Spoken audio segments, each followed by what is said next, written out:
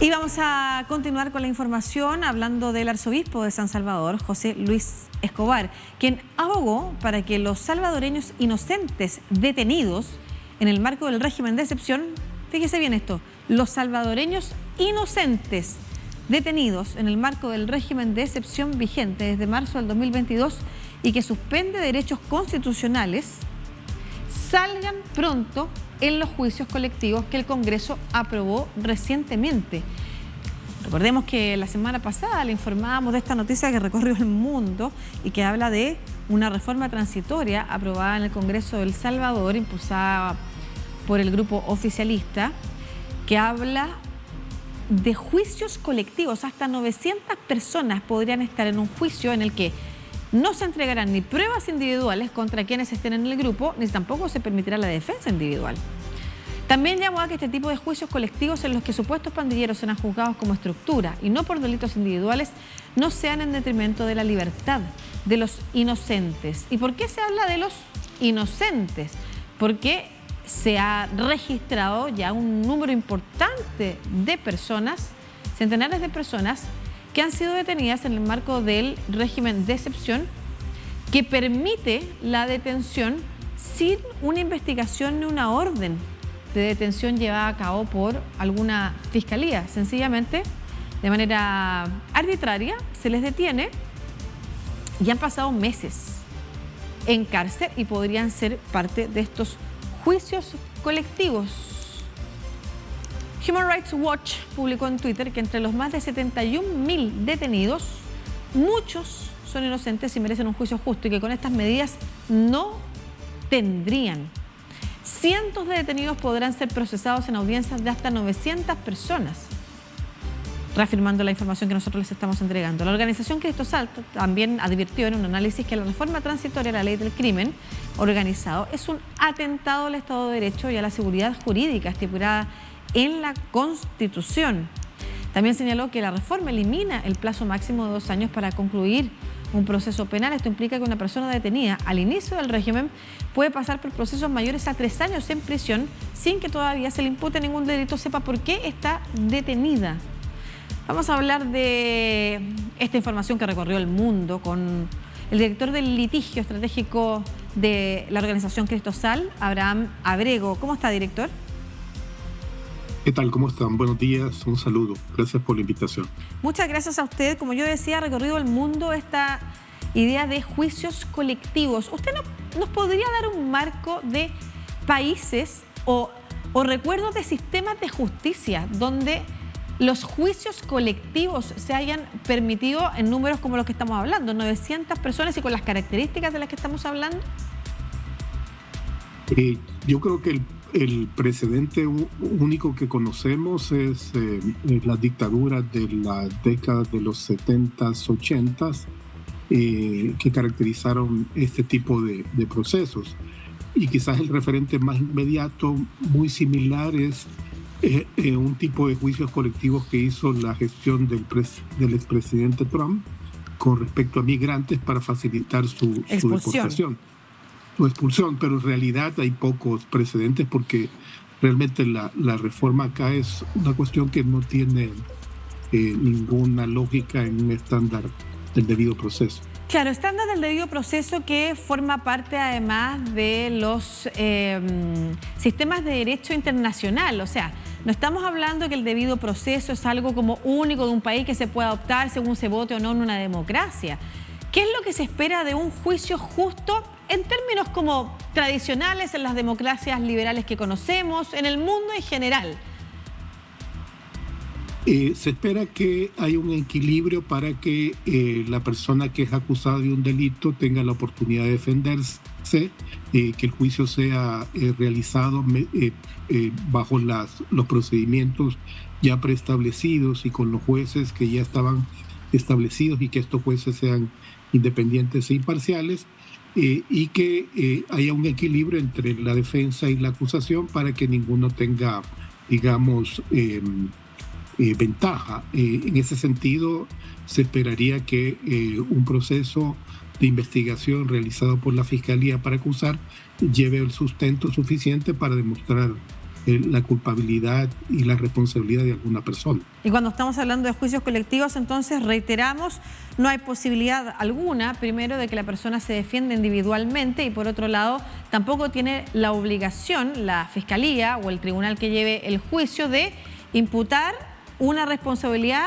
individualmente, sino que, y esto aparte, esto es bien importante como entenderlo, se imputa a un grupo aunque ni siquiera se haya comprobado que la persona forme parte de ese grupo.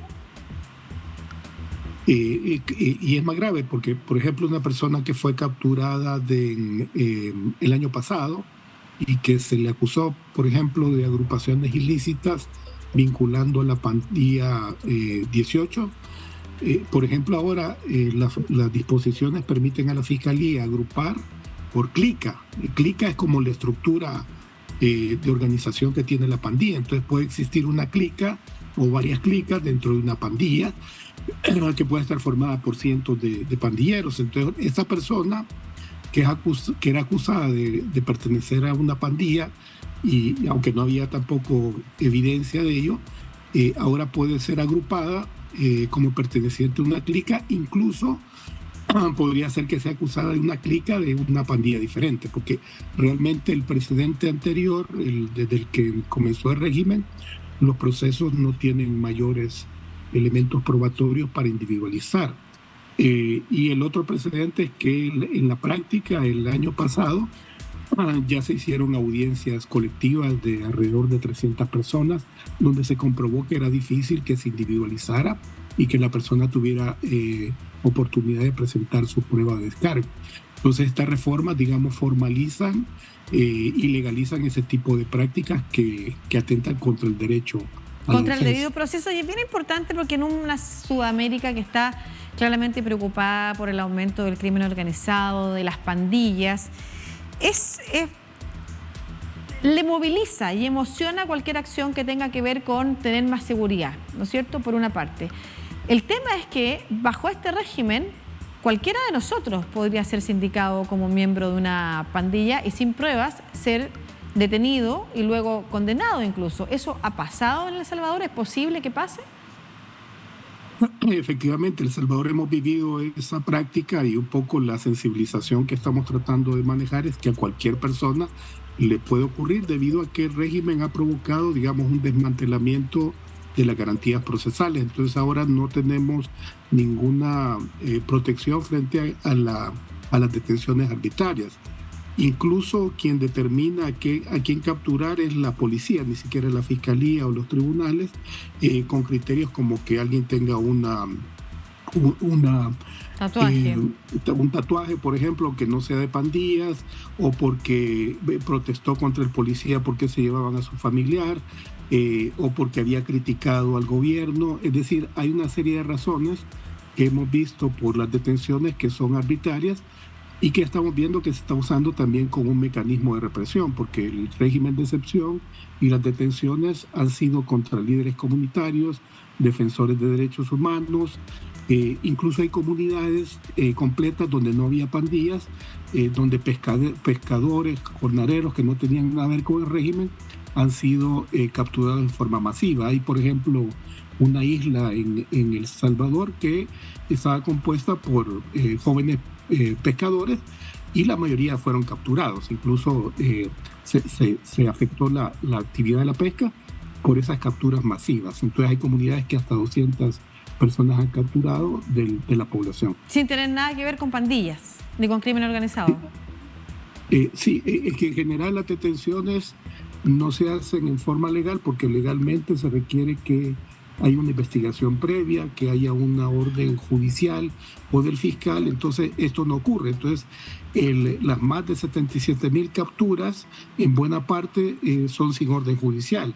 Los casos que nosotros hemos verificado, hemos tenido como 3.400 denuncias, un 98% no tienen antecedentes penales, no tienen vinculación con pandilla, y pensamos que buena parte de esos capturados pueden estar también en esta situación, porque prácticamente la Fiscalía no está presentando pruebas ni evidencia de la participación en las pandillas. Claro, además te habla que cuando toda una comunidad, por ejemplo, jóvenes dedicados a la pesca en un lugar, de toda una comunidad que se conocen entre sí, además son detenidos en conjunto, sin pruebas respecto de acciones de crimen organizado u otra, o cuando habla de que se persigue a opositores, a gente o a alguien que está reclamando porque se está llevando detenido a su familiar. Estamos hablando de un estado de excepción que se parece bajo el eslogan de perseguir a las pandillas, se parece mucho efectivamente, como usted decía al inicio, a las dictaduras que vivimos acá en los 70 y en los 80 en Latinoamérica, donde lo que se hizo fue aniquilar a cualquiera que levantara la voz o apresar al que levantara la voz en contra,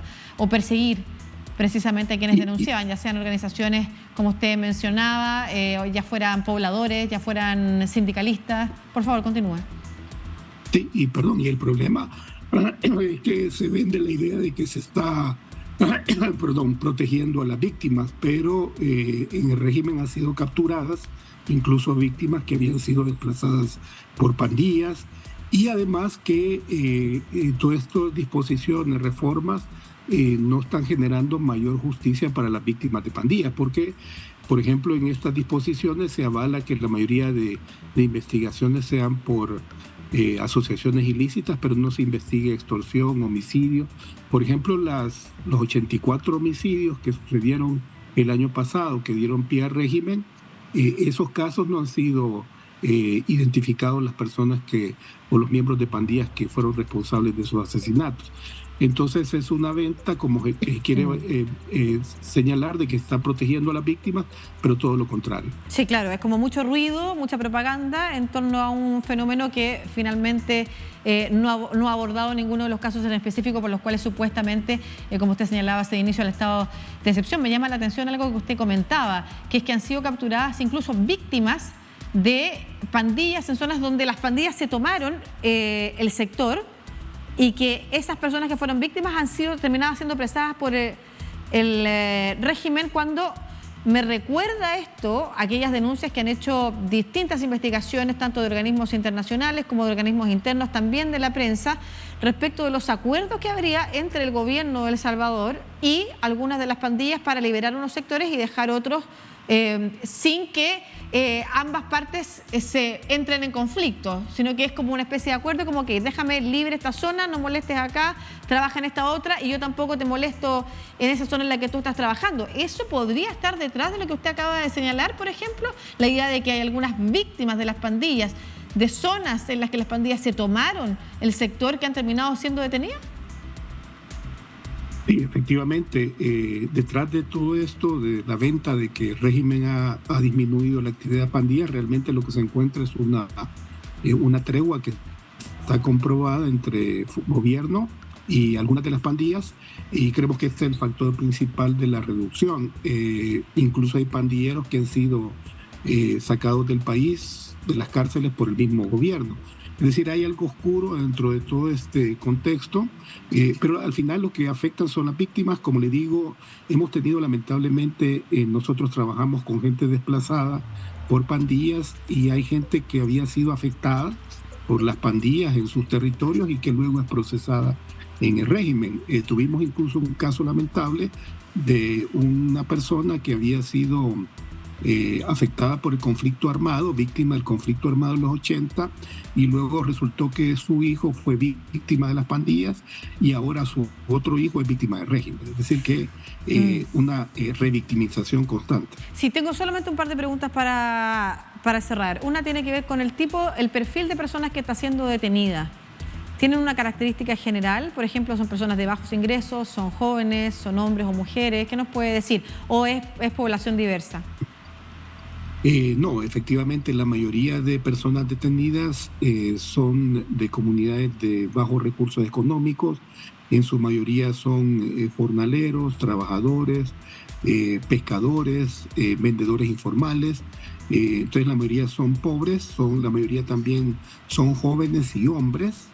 Y aunque hay un porcentaje menor, pero también hay niños o adolescentes afectados con el régimen. Este es el perfil. Claro. Y lo último que le quiero consultar tiene que ver con la posibilidad de tomar acciones en, por ejemplo, la Corte Interamericana de Derechos Humanos u otros organismos internacionales a donde se pueda recurrir en defensa precisamente de aquellas personas que están siendo víctimas del Estado de El Salvador.